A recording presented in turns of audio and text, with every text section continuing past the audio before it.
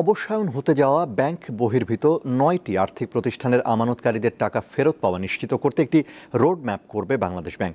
বিশ্লেষকরা বলছেন, আর্থিক খাতে আস্থা ধরে রাখতে কেন্দ্রীয় ব্যাংকের কার্যকর ভূমিকার কোনো বিকল্প নেই।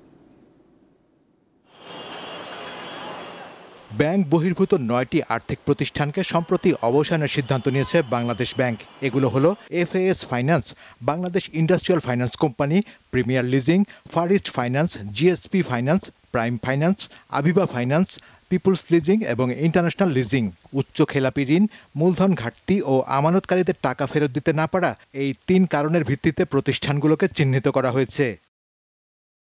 কেন্দ্রীয় ব্যাংকের তথ্য অনুযায়ী এই ৯ প্রতিষ্ঠানে ব্যক্তি ও প্রাতিষ্ঠানিক আমানতকারীদের মোট ১৫,৩৭০ কোটি টাকা আটকা পড়েছে।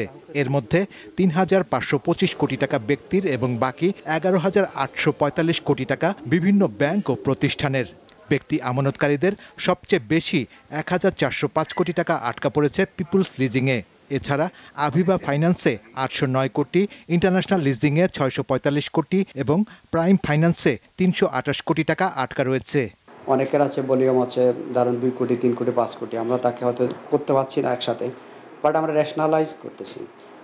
মানে সবাইকে কিছু না কিছু, একজন একসাথে বেশি পাক আমরা এটা চাচ্ছি না। আমরা চাচ্ছি যে সবাই কিছু না কিছু পাক। কিভাবে এই অবসায়ন প্রক্রিয়া চলবে এবং আমানতকারীরা কিভাবে তাদের টাকা ফেরত পাবেন সে বিষয়ে বাংলাদেশ ব্যাংক উদ্যোগ নিচ্ছে বলে জানান প্রতিষ্ঠানটির মুখপাত্র।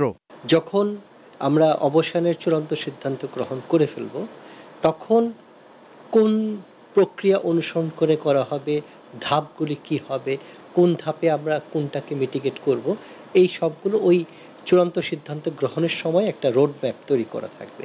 ওই রোড ম্যাপের মধ্যেই বিস্তারিত বিবৃত থাকবে যে কোন ধাপে কোন পদক্ষেপ আমরা গ্রহণ করব। আর্থিক খাতের ওপর থেকে গ্রাহকের আস্থা যেন কমে না যায় সে ব্যাপারে কার্যকর পদক্ষেপ নেওয়া প্রয়োজন বলে জানান ব্যাংকার ও অর্থনীতিবিদরা। এটা আইনি দায়িত্ব। নন ব্যাংক ফাইন্যান্সিয়াল ইনস্টিটিউশনগুলো থেকে যেহেতু আপনি ডিপোজিট নিয়েছেন এবং যেহেতু তারা indirect mode of finance practice করে, সুতরাং আইনি দায়িত্বটা পড়বে এই নন ব্যাংক ফাইন্যান্সিয়াল ইনস্টিটিউশনের ম্যানেজমেন্টের উপরে বা তার ওনারদের উপরে, এবং সেই সূত্রে বাংলাদেশ ব্যাংকের উপরেও। চলতি বছরের মার্চ পর্যন্ত ব্যাংক বহির্ভূত ৩৫টি আর্থিক প্রতিষ্ঠানের খেলাপি ঋণের পরিমাণ দাঁড়িয়েছে ২৭,১৮৯ কোটি টাকা, যা মোট ঋণের শতকরা ৩৫ ভাগের বেশি।